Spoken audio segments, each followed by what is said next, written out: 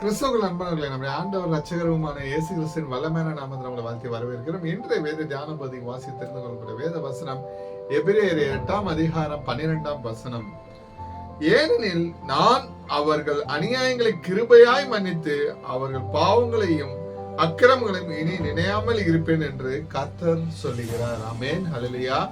கிறிஸ்துவுக்குள் பிரியமானவர்களே, இவ்வசனம் தேவன் புதிய உடன்படிக்கையின் கீழ் மக்களின் பாவங்களை மன்னித்து அவற்றை மீண்டும் நினைவு கூற மாட்டார் என்று விவரிக்கிறது. ஹல்லேலூயா. இது பழைய உடன்படிக்கையில் இருந்த குற்ற உணர்வை நீக்கி இயேசு கிறிஸ்துவின் மூலம் கிடைக்கும் முழுமையான மன்னிப்பையும் பாவத்தின் விளைவிலிருந்து விடுதலை பெற்று புதிய வாழ்வை அளிக்கும் தேவனின் கிருபையையும் விளக்கிறது. எனக்கு பிரியமானவர்களே, பழைய உடன்படிக்கையின் கீழ் மக்கள் தங்கள் பாவங்களுக்காக மீண்டும் மீண்டும் பலிகளை செலுத்த வேண்டியதா இருந்தது. ஆனால் புதிய உடன்படிக்கையில் இயேசு கிறிஸ்துவின் ஒரே கிருபதார பலியின் மூலம் தேவன் நம் அநியாயங்களை எல்லாம் கிருபையாய் மன்னித்தார். ஆமென்.